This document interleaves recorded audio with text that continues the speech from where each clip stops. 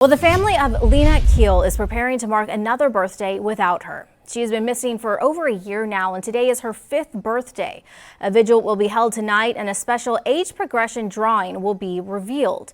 Now, Fox San Antonio's Yami connected the nonprofit Eagles Flight with a world-renowned forensic artist. Lois Gibson just retired from the Houston Police Department.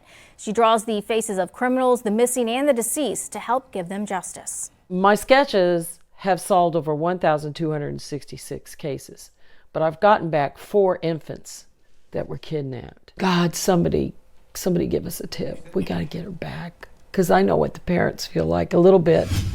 This is the area where 3-year-old Lina Khil was last seen exactly 1 year ago today. It's very hard to know that she was playing on these steps and running up and down and just were the happiest moments. She was playing with her brother, and then tragedy. The past 12 months have been torture for her family, which have been aided by the efforts of Eagles Flight CEO Pamela Allen. She led most of the 50 searches for the young Afghan native, who's now 4. It's very touching for me to see these young, courageous parents, and they're raising their 2 sons, trying the best that they can, but as they say, their joy has left their home. It was December 20th, 2021, when Lina was playing at the Villas del Cabo Apartments on Fredericksburg Road. A year later, the renamed Vive Apartments now are gated, with only one way in and one way out of the complex. It's so perplexing how a little girl can just vanish from a play area. A total of $250,000 in reward money is available to anyone providing information leading to the arrest of the perpetrator.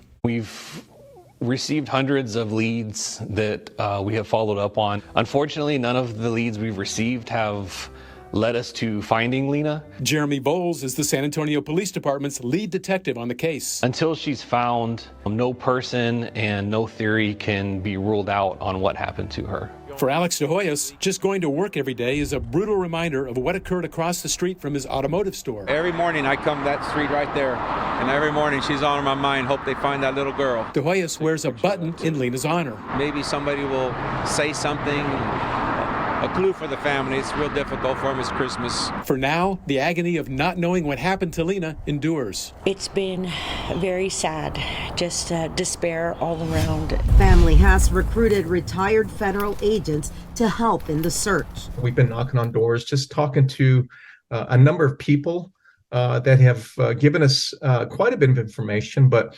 still not leading to the whereabouts or what happened to Lina. And we're a little perplexed by that. Abel Peña and his group of retired agents have vetted some of the leads and handed them over to the authorities. We would probably, canvass the area, knock on doors, and then we would run to see what is in the area in terms of any type of criminal element, to include sex with minors, for example, or exploitation matters. During a canvass by his team, they found an arrest in September that caught their attention. We learned that there was an individual. He used to live at the apartment complex that Lina lived at, and he was arrested for the possession with the intent to distribute and promote child pornography. We do not believe he still lives at that apartment complex. The person is also someone known to Lina's family. The conversation I had with the family member was that he did know the person that was arrested. Again, we're not pointing the finger at this individual. We are not sharing the name of the individual since they have not been charged with anything to do with Lina's disappearance. But we did ask the San Antonio Police Department if the Attorney General's office, who arrested the man, had shared the information with them or the FBI. We are still waiting for an answer. تاخذ اي معلومات اليوم؟ هلا مشان انت تكوني بالصوره هلا انا بدك تعطيني بالضبط انتم جهزوا حالكم خلال 10 دقائق انا مشان اتصل. Other leads that have come to the family include one from as far away as Jordan via Messenger app, where a man who claimed to know where Lina could be reached out to the family.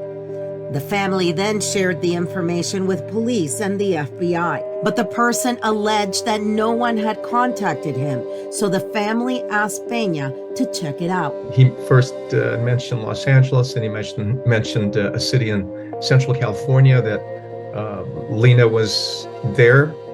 Communicating with the person was not easy. It meant getting an interpreter who knew the man's language. We made contact with the local police departments in the area.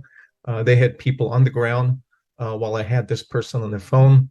It just did not work out, did not establish that this person actually knew what he was talking about. But nonetheless, when somebody has information, if they come to us, we'll do everything we can to vet it. If it turns out that this information is good information, we'll take it to the police or the FBI. As the anniversary date of her disappearance draws near, the anguish of Lina's mother, Sarmina, grows. Back in September, we were able to interview her with the help of an interpreter. Because of their culture, she cannot show her face on camera. This person to return our child and return whatever he wants, we will give.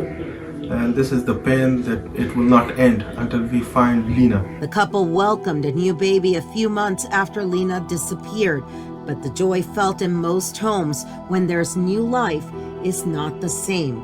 Riaz says they will not have joy until their daughter is returned. We cannot celebrate that happiness due to Lina missing.